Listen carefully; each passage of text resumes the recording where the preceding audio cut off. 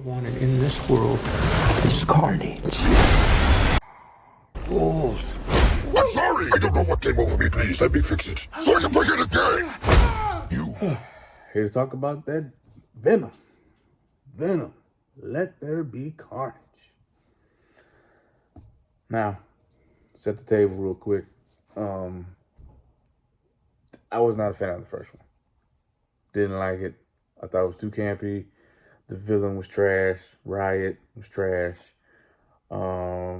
Way too many jokes. It was not the Venom that I wanted. Okay, it's not the Venom from the Spider-Man lore that a lot of people are familiar with. That people wanted to see. So I just, and obviously with it being Venom and the stuff he does, there's no blood, there's no gore. It's PG-13, but an example I used with somebody was, I remember Jurassic Park was PG-13, and you at least saw teeth and blood and people getting ripped in half, and it was still PG-13, right? We at least could get something. Nothing. So did not like the first one. Did not want to see this one, but I did. Believe it or not, I actually enjoyed this one more than the first one. Okay. There are aspects that I like that they did make improvements. This movie was directed by Andy Serkis. And I think that might have helped. I can't tell you in what area, but I do believe for sure that the final fight definitely was improved compared to the first one. Spoiler warning, this is a spoiler review. Just to let you know, FYI, I am about to spoil this movie. So, the end fight was pretty good. I could see what was going on. That's been a complaint lately, like CGI endings. It's one thing. I need to be able to see what was going on. And they didn't just rely on the CGI creatures to do the fighting. You had Eddie Brock and Cletus Cassidy going at it, and I like that. I like that a lot, actually. It made it feel as if they really were fighting, and I like that. Cletus has a romantic interest in this movie. Did not care for her character. Shriek is in this movie. Outside of being a reason why their relationship ain't gonna work, because her name is Shriek, she shrieks. What's a symbiote's weakness? Loud noise and fire. So, and that does play a role in actual Carnage. Symbiote gets pissed because she won't stop screaming.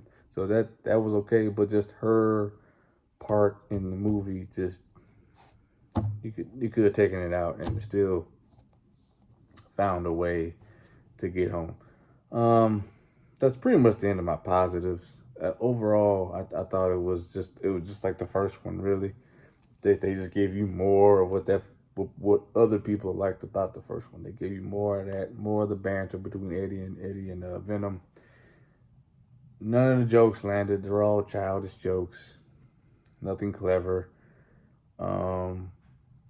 It's a PG-13 movie. They do use their F-bomb. Okay, that is one more positive. They drop the F-bomb, and when they do it, there's something else that happens. I was like, all right, yeah, okay, cool. But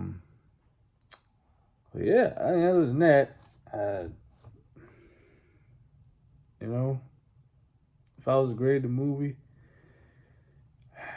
I would say, man, I just have to go back to, I give it a C. I'm only going to give it a C because it was better than the first one to me.